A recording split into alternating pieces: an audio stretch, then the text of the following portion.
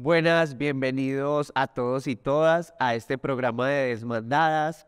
Felices de iniciar esta nueva temporada. Recordarles que Desmandadas es este programa que viene desde la Mesa de Género del Politécnico Colombiano Jaime Sasa Cadavid. Desmandadas es este programa en el que tenemos temas, conversaciones que nutren nuestras experiencias y diálogos pertinentes a la perspectiva de género. En este momento vamos a traer un tema bien importante y además de urgente que nos va a acompañar en esta conversación un invitado muy especial. El tema que vamos a tratar es el consentimiento y nuevas masculinidades. Para ello tenemos a nuestro invitado, Paulo Montoya, y les voy a hacer una pequeña presentación de nuestro invitado para que disfruten de esta conversación, pero sobre todo para que se den el espacio de tener estas reflexiones y, bueno, un poco pensarnos lo normal o lo, digamos, cotidiano que bajo esto se empieza pues como a de pronto camuflar refuerzos de paradigmas violentos que seguimos sosteniendo. Es por ello que en esta temporada de Desmandadas vamos a tratar temas que nos hacen ese llamado a mirar nuestras cotidianidades y lo hemos nombrado como normal, anormal. Dándoles nuevamente la bienvenida, hago la introducción de nuestro invitado Paulo Montoya Velázquez, psicólogo de la Universidad San Buenaventura, magíster en Sociología de la Universidad de Antioquia. Participó en el Comité para la Prevención de Violencias Sexuales y de Género de la Universidad San Buenaventura. Ha investigado la temática de masculinidades desde un enfoque de género, afectiva y psicosocialmente, con la perspectiva de reconocer lo nombrado como nuevas masculinidades y el lugar que éstas tienen en las transformaciones del género en la actualidad. Entonces, dándole la bienvenida a nuestro invitado, Paulo, ¿cómo estás?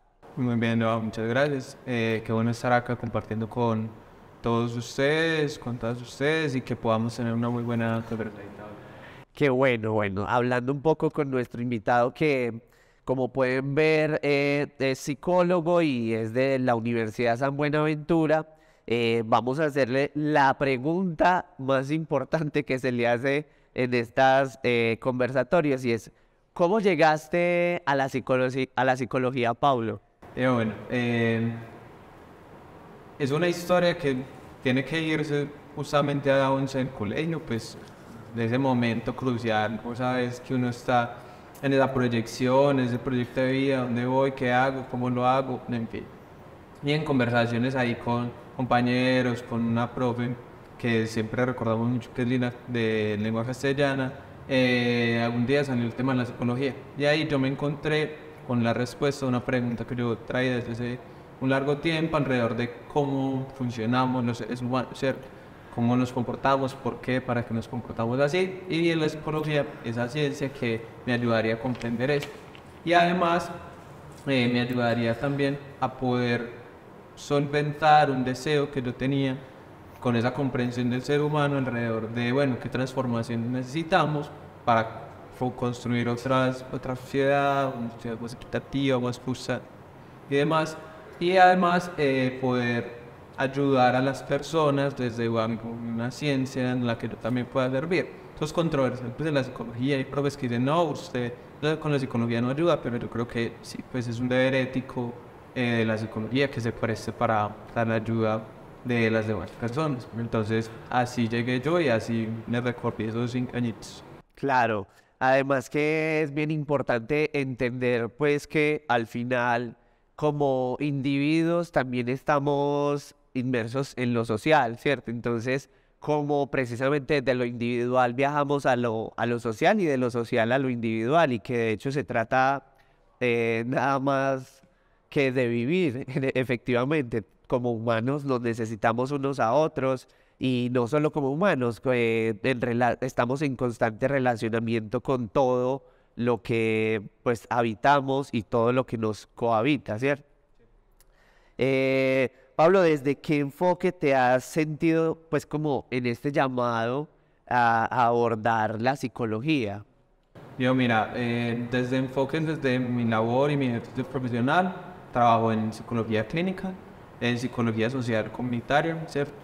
Y también desde un enfoque investigativo, ¿cierto? Psicología clínica, es decir, psicoterapia, ¿cierto? Atención individual, desde un enfoque humanista asistencial y también psicosocial, ¿cierto? O sea, como trabajado los dos, pero también en la parte psicosocial, talleres con personas tipo jóvenes, ¿cierto? Adultos, todo un trabajo pues también ahí en psicología educativa un poco. Y desde el enfoque investigativo, lo que vos nombrabas ahorita, alrededor de las masculinidades, justamente estamos conversando ahí con los fondos editoriales para sacar un libro acerca de afectividades y nuevas construcciones de masculinidades, que hace parte pues de mi investigación de la maestría en sociología. Entonces, bueno, ahí prontamente estaremos pues con ese proyecto, ¿cierto? Que la idea es que todo este trabajo también llegue y tenga un acceso mucho más directo a todas las personas, que es una labor pues fundamental que también se debe tener, y un enfoque pues desde el género, como ya vos lo nombrabas ahorita con ese trabajo en la clínica. Muy bien, Pablo, además de que mencionas algo bien interesante, pues aprovecho para darle paso como a esta pregunta, ¿cierto?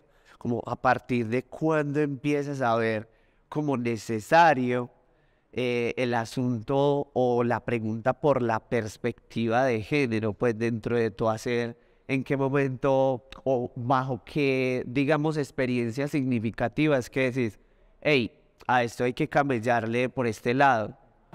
Yo, mira, en la psicología muchas veces tenía unas líneas muy psicologistas, muy occidentales, muy heteronormadas, patriarcalizadas y demás, desde el conocimiento y desde la forma de acceder a eso, incluso pues muy anglosajón, desde Europa, Estados Unidos principalmente, ese elemento de la perspectiva de género en la psicología muchas veces se deja de lado, pero al encontrarme yo y encontrar pues la psicología también con sus elementos psicosociales desde una perspectiva del sur, epistemologías más latinoamericanas, en fin, hay un encuentro y un enlace directo con que es que necesitamos una perspectiva de género para poder llegar a los diferentes fenómenos que nos suscitan nuestro ejercicio profesional de psicología y de ciencias sociales, que es también general con esa perspectiva de género, ¿cierto?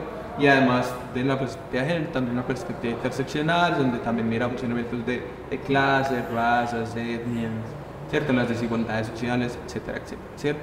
Entonces ese es el punto donde yo creo que la psicología pues se encuentra, y ya de manera individual, cuando yo empiezo a participar en la Comisión para la Prevención de las Violencias Sexuales y de Género, empiezo a encontrarme con diferentes casos de violencias sexuales, donde el principal victimario pues son los hombres heterosis, entonces ahí también me entra la necesidad y el deseo de empezar a mirar con esa perspectiva de género para una comprensión mucho más equitativa y mucho más ética del ejercicio profesional. Claro, además que hay que entender que, por ejemplo, los estudios de género, pues relativamente son jóvenes en lo que es la construcción de pensamiento crítico, pero que además tienen muchos antecedentes, pues, de análisis en la historia y que efectivamente conversar, pues, en estas conversaciones académicas podemos notar que hay postulados occidentales muy duros que todavía constituyen de una forma neurálgica todas las academias. Sin embargo, como mencionas, de pronto las epistemes o las formas de estudiar en un territorio como el sur de América, ¿cierto? O Latinoamérica, por nombrarlo de algún modo, también expande pues obligatoriamente porque el contexto pues empieza a señalar que hay unas distancias desde esas concepciones, ¿cierto? Y que pues desde este lado del mundo podríamos entender también una pluriversalidad importante que implica entonces un llamado a recortar esas distancias y que posiblemente dentro de esas búsquedas pues lo que has encontrado es esto, ¿cierto? Eh, Pablo, Dentro de estas problemáticas de las violencias basadas en género, ¿cuál ha sido como una de esas preguntas que vos decís? Esta pregunta es la que siempre cuando yo como que recuerdo por qué estoy haciendo este trabajo, es la que más tensión me genera o es por la que yo definitivamente he estado como en la juega con este, podríamos decirlo así, filtro o discurso. Yo creo que más que una pregunta, todo lo relacionado para tener casos de violencia sexuales y de género es un nene que moviliza mucho, ¿cierto? Y moviliza desde ese elemento de la rabia, de la desilusión también a veces, que pasen ese tipo de cosas, ¿cierto? Como que ese encuentro empático con el otro moviliza mucho. Entonces yo creo que eso es como lo más puntiagudo, lo más difícil, pues como de encontrarse uno cuando está en este ejercicio desde esa perspectiva que viene encontrándose con diferentes situaciones ligadas a todo esto, ¿cierto? Y yo creo que, habiendo hecho eso, una pregunta que para el ejercicio de lo que te he nombrado, e incluso que nos permite concatenar con lo que vamos a conversar hoy, es una pregunta que surgió luego de un conversatorio que tuvimos en San Buenaventura acerca de feminismos, acoso sexual. Se podían unos casos ahí en San Buena que se estaban resolviendo, y también estamos haciendo pues un trabajo de conversatorios con la comisión para justamente pues tener un impacto de la temática en toda la población universitaria. Y uno de los compañeros de psicología, después de ese conversatorio, llega y me pregunta como parce, entonces nosotros ahora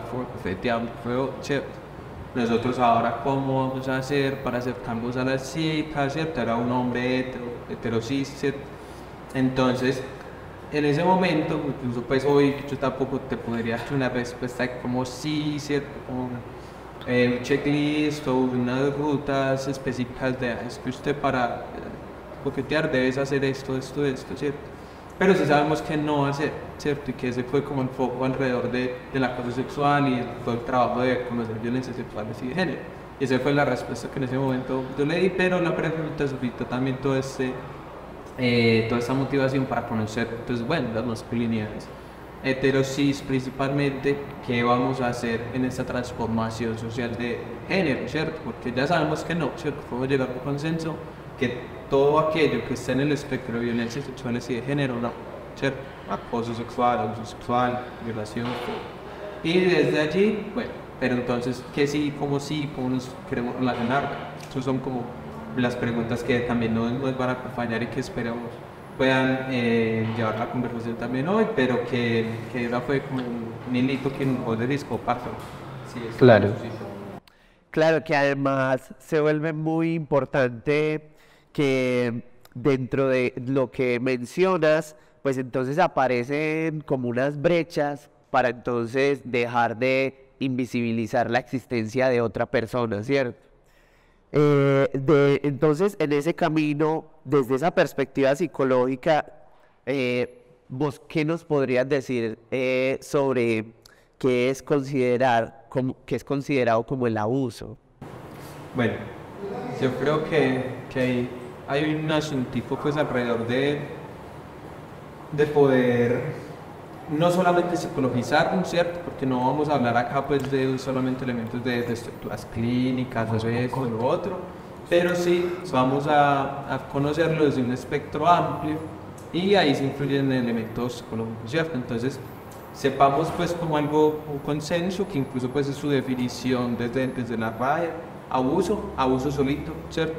Es hacer uso excesivo, injusto o indebido de algo o algo, ¿cierto? Entonces, mira que ella nos va dando unos indicios de qué es eso de abusar del otro. Hacer uso excesivo, ¿cierto? Es decir, es un ejercicio violento de poder hacia la otra persona, que es maltrato, ¿cierto? En últimas, eso me está indicando. Es decir, yo ejerzo violencia hacia la otra persona, violencia física, violencia psicológica, es decir, te insulto, te golpeo, te manipulo para yo poder que vos hagas algo indebido, ¿cierto? O que yo deseo, y que en sí mismo, por ser un acto violento de poder, pues estoy maltratándote, ergo es algo que está afectando de manera inadecuada la relación, ¿cierto? Y que me ubica a mí como un victimario, pues a mí sí estoy ejerciendo ese abuso, ¿cierto? Y a la otra persona como una víctima, en tanto a que está sufriendo el abuso, ¿cierto? Entonces ahí también nos da otra muestra, hay dos partes, pueden haber más, ¿cierto? Pongámoslo en un binomio para no complicarnos mucho más. Hay dos partes, una parte que ejerce el abuso y aquella persona que está siendo abusada, ¿cierto?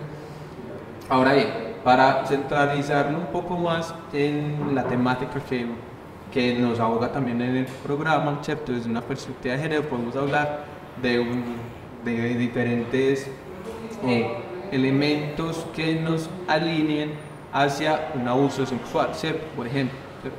En vez de dejarlo como abuso grande, vamos a centralizarlo a abuso sexual para poder ponerle ahí como ese plus de perspectiva de género. Entonces un abuso sexual que es ese mismo ejercicio violento de poder que maltrata, ¿cierto?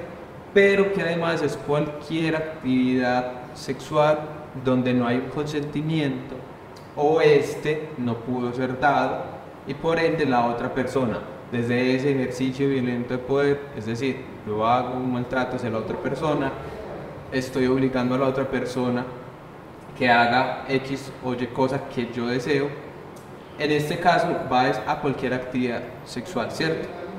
Cualquier actividad sexual, entendámoslo como aquello que puede generar algún tipo o de significado o que puede darse en la relación como erótico, ¿cierto? Entonces puede ser desde una caricia en la mano, ¿cierto? Un abrazo, un toque en los hombros, hasta un beso, hasta toques en las diferentes partes o órganos genitales, ¿cierto? Bien sea en la vulva, no sé, en el pene, en la cola, etc.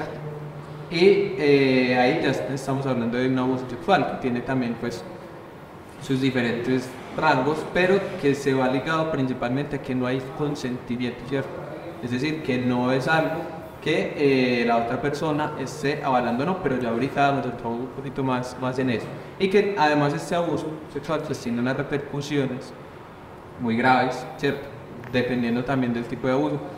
Acoso sexual, podríamos entender que también hay un abuso sexual en tanto a que esté ejerciendo unas declaraciones explícitas sexuales en otra persona y si se entiende cómo, entonces ahí, mira, hay un ejercicio violento de poder que estoy ejerciendo hacia la otra persona y quiero que haga uno diferentes cosas, ¿cierto? Hasta toques, como te decía ahorita, y la violación, pues que es como ese lugar donde se pone el foco cuando es lo más grave, ¿cierto? Cuando pasa algo lo más grave desde ese lugar y tiene esas repercusiones tanto a nivel psíquico, ¿cierto?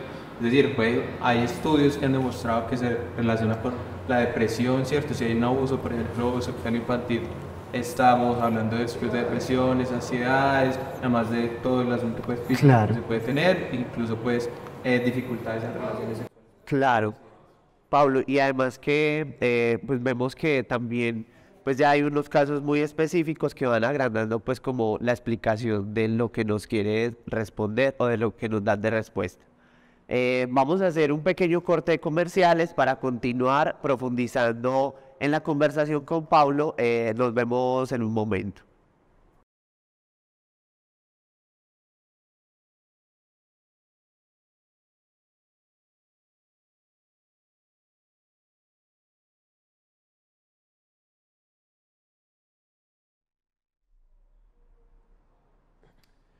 Hola, regresando, les contamos de nuevo que estamos en Desmandadas desde la mesa de género desde el Politécnico Colombiano Jaime Sasa Cadaví. Continuamos con nuestro invitado Paulo, que además nos está haciendo pues un recorrido precisamente sobre este concepto del abuso. Pablo, entonces a partir de pues esta especificación amplia, bueno, en la medida de lo posible sobre este tema, quiero hacerte una pregunta, ¿cierto? Y es, ¿cómo podrías explicar desde la construcción de tu subjetividad el consentimiento? Yo, bueno, como te mencionaba ahorita en ese asunto del abuso, pues un eje central para definir, también estamos yendo a unas definiciones sin adentrar muchísimo, porque también pues el tiempo no nos daría para poder adentrarnos pues en todo el detalle. Pero mira que te mencioné, ese abuso sexual está constituido porque no hay un consentimiento. Ahora vámonos a ese punto de listo, que es consentimiento.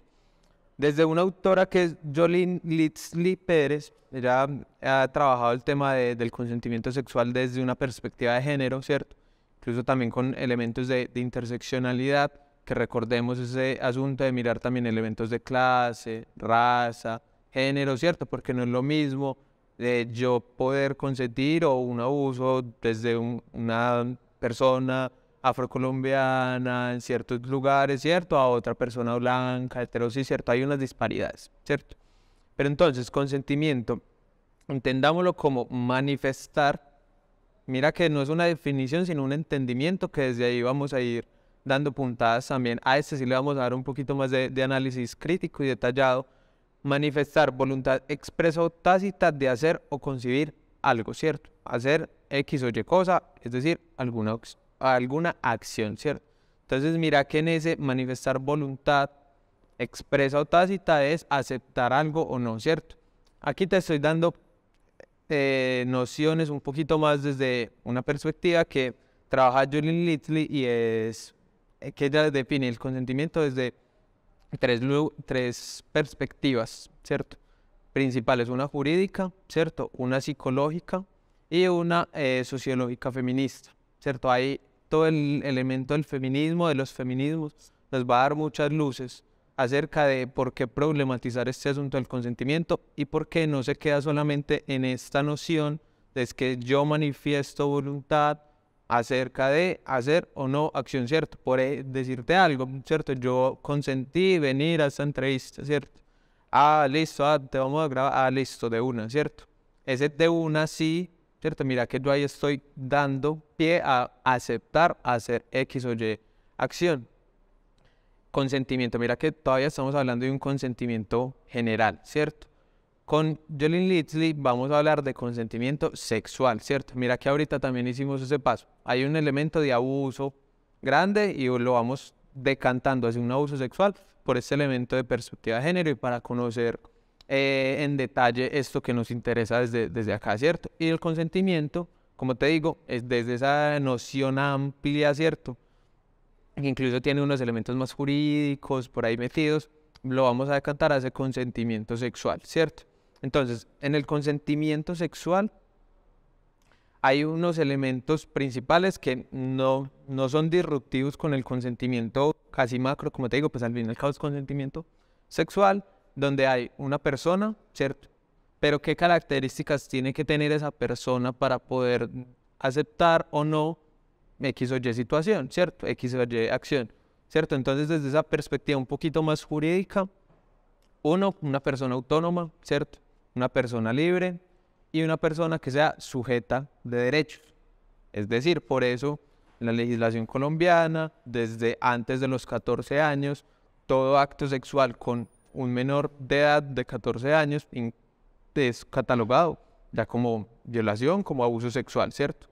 Ah, que es que él dijo, no, es que esa persona aún para la ley no tiene ese lugar de autonomía, libertad, tiene los derechos, ¿cierto? Es un sujeto de derechos como todas las personas desde que nacemos, ¿cierto? Hay derechos infantiles, de la adolescencia, ¿cierto? Derechos de la infancia y la adolescencia, pero que ahí todavía no es una persona con la mayoría de edad y la autonomía para poder decidir, listo, yo quiero hacer esto o lo otro, ¿cierto?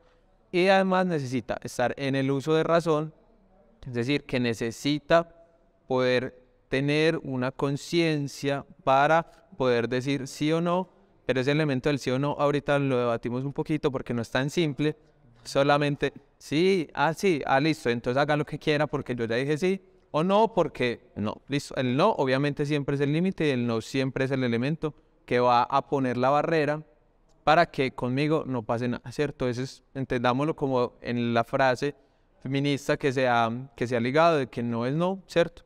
Es decir, que es que ahí no hay ni cuestionamientos, ni el por qué, pero vení, ¿cierto? Que ahí ya empieza el elemento de la manipulación a actuarse y todo eso, lo que te digo, en ese uso y en ese marco de razón. Esa voluntad, ¿cierto? Y además expresarlo o exteriorizarlo de alguna manera, ¿cierto? Lo más común es ese sí o ese no, ¿cierto? Desde una perspectiva psicológica lo podríamos comprender también como ese elemento de la comunicación sexual, ¿cierto? Entonces estás con tu pareja, trieja, ¿cierto? Dependiendo pues de la forma relacional en que vos te movas o en una relación sexoafectiva o incluso afectiva solamente sexual que vos querás y preguntás, ¿cierto? Vení, a vos te gusta, yo qué sé, que te abrace, que te besen, donde sí, donde no, ¿cierto? Como todo esa comunicación sexual hace parte del consentimiento, en tanto a que es aceptar o no X o Y práctica según mis necesidades y según mis deseos y las necesidades y los deseos de la otra persona, ¿cierto? Entonces conversamos, sí, a mí me gusta que me abraces, mira, así, me siento incómodo o incómoda cuando me abrazan así, o si me tocan así, o si me tocas de un momento a otro, ¿cierto? Sería muy incómodo, en fin, eso también tiene sus matices en función del tiempo de la relación, ¿cierto? El tipo de relación, como te decía ahorita, que se entable con la otra persona. Entonces, mira que de a poquito vamos viendo que ese consentimiento sexual tiene una complejidad más allá de solamente de decirte sí o no, ¿cierto? Que es un reduccionismo, incluso muy individualista, alrededor de es que vos tenés que tener siempre las capacidades de poder decir sí o no. Y ahí en ese elemento de poder tener las capacidades es donde entra la sociología feminista y nos va a decir, cómo es que venga, es que para que, por ejemplo, y acá nos vamos a centrar un poco más en relaciones heteronormadas, ¿cierto? Y cis-sexuales, ¿cierto? Porque es donde hay un foco de violencias sexuales y de género mayor y además es la heteronorma la que nos está permeando, la mononorma también. Entonces por eso nos vamos a centrar en este ratico, ¿cierto? Y en este programa alrededor de relaciones heterosexuales, ¿cierto? Pero también en relaciones homosexuales, lésbicas, trans, ¿cierto? Con todos los matices que conocemos, pues también aplican diferentes elementos. Pero ¿por qué te lo recalco, Gio? En función de reconocer que es que hay unas disparidades en este asunto del consentimiento sexual, claro, de base, estructurales, que hay unas disparidades de género y sexuales que permean esto, ¿cierto? Entonces, ahí es como, bueno, una mujer, ¿cierto?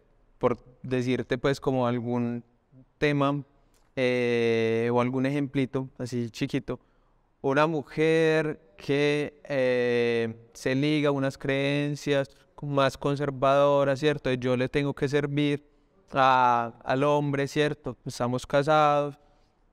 Que ese ejemplo también lo pone Jolene Little en el texto de consentimiento y es como, bueno, ella dice, sí, hágale, pues el man ya tiene un ritual punitivo, ¿cierto? De, bueno, es que cuando yo quiera usted se dispone, ¿cierto? Que ya vamos a entrar como hace el hombre propone y la mujer dispone, ¿cierto? Entonces ella dice, sí, bueno, listo, yo me pongo para que tengamos una relación sexual, ¿cierto? Puede ser coital. Pero ella no tenía el deseo, ¿cierto? Por ejemplo, de tener esa relación, sino que ya es un asunto obligatorio, ¿cierto? Te estoy poniendo un ejemplo, ¿cierto? Y esto lo vamos matizando y se debe ir matizando también dependiendo de la clase social, de la raza, ¿cierto? En fin. Y ahí Jolene Little nos va a decir que es que sí, hubo un consentimiento, pero no hay un deseo. Es decir, que hay una relación sexual no consentida, pero sin deseo. Entonces ahí, ¿en qué lugar nos ponemos, cierto? No, estuvo bien porque fue consentida, ya dijo sí, pero no hubo deseo sexual, ¿cierto? De pronto no hay una violación, ¿cierto? Como tal, en tanto a una obligación de una manera violenta, pero como te digo, eso lo tendríamos que matizar bien situacionalmente. Pero en tanto aquí, por ejemplo, no hubo un arma, pues ahí directa, pero si no hay un deseo sexual, ¿cierto? Entonces ahí ¿qué hacemos, cierto? Y ese ejemplo es para decirte, mira que en una relación cotidiana se pueden conjugar diferentes elementos de desigualdades sexuales y de género, que ahí nos lleva esta perspectiva que te digo de sociología feminista, con un enfoque de género, ¿cierto? A decirnos que es que hay que cuestionar esas naturalizaciones, esa naturalidad de las dinámicas relacionales entre géneros. Claro, además que, pues lo que vos decís es tremendamente importante en términos de que pareciera ser que este asunto de consentir quedara dispuesto solo como hacia la ley, ¿cierto? O a lo legislativo, que es como quizás lo que da el poder para decir, bueno, es que hubo consentimiento, ¿cierto? Pero ¿qué pasa cuando ese consentimiento efectivamente tiene, pues precisamente como una veladura que no permite llegar realmente a esa raíz sistemática que tiene tantos matices, que tiene tantas aristas, en las que posiblemente hay una obligatoriedad de muchas formas, ¿cierto? La más básica, una presión social, en la que quizás se sucumba a ese consentir simplemente por una disposición de, es que si yo no trabajo, me muero de hambre, ¿cierto? Entonces ahí ese Claro. consentimiento llega a unas contundencias que de pronto, como la teórica lo menciona y dentro de lo que nos ofreces como respuesta es, claro, hay un consentir, pero ese consentir entonces sin deseo y además dentro de un panorama de manipulación, que quizás en lo legal queda hasta el punto sí consintió, pero entonces ahí qué más va a pasar, ¿cierto? Claro. Entonces, dentro de eso que acabas de exponer o de postular, ¿crees que la acción de consentir se agota con la posibilidad de manifestar de manera explícita la voluntad? Yo creo que no se agota ahí desde esta perspectiva que te nombro, ¿cierto? Un poquito más desde las líneas feministas que son, pues, de esa línea de comprensión y discursiva ideológica que nos ha permitido ampliar la mirada y reconocerla, y además sociológica, también psicológica, psicosocial, la podríamos entrar ahí, pero donde, por ejemplo, con lo que te decía ahorita, hay una dinámica, que esa también la trabaja la autora que les mencionaba ahorita, y es desde qué lugar estructural, social, sistémico está dispuesto el asunto del consentimiento, ¿cierto? Y te lo mencionaba ahorita en función de una relación que incluso sale en nociones cotidianas, ¿cierto? En la charladita, ¿cierto? Como que lo decimos cotidianamente y es eso del hombre propone y la mujer dispone, ¿cierto? ¿Eso en qué lugar pone a cada uno de los lugares de género, cierto? Entonces al hombre como el activo, como es desde ese lugar es que yo soy el que propongo, entonces como yo soy el que propongo, tengo que estar ahí constantemente haciendo una invitación, haciendo un llamado, etcétera, etcétera, ¿cierto? Que ahí es todo el asunto propositivo y que eso pone entonces a la mujer acordémonos que estamos hablando desde esa matriz heteronormada que nombramos ahorita, ¿cierto?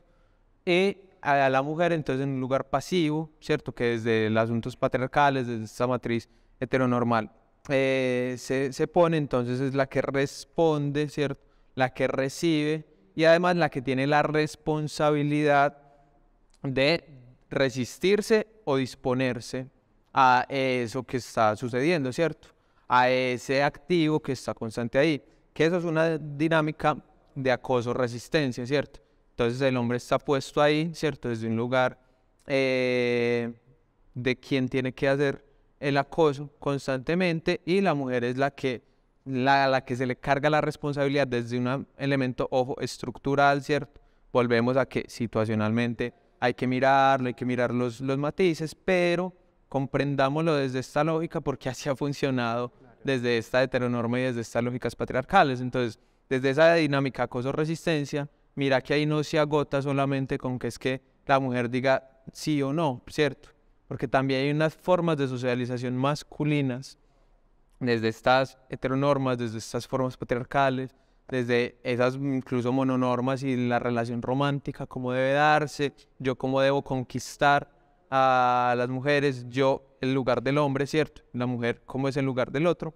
Entonces ahí no se cierra solamente a que ella diga sí, sí o sí no, porque en la socialización te dices que no, dijo no, pero vos le puedes hacer la vueltecita, cambiarle la cosa para que ella pueda decir que sí. Y mira que el lugar del consentimiento recae en esa desigualdad y en esa disparidad, es en el lugar de la mujer, que ese es el recuerdo que nos hace, por ejemplo, autoras como Jolene Little, es que ella dice, es como en esta dinámica en esta comprensión individualista, muy moderna, muy desde ese lugar del reconocimiento de que la persona tiene una capacidad de razonar sola, indisoluble y nunca se afecta por nada.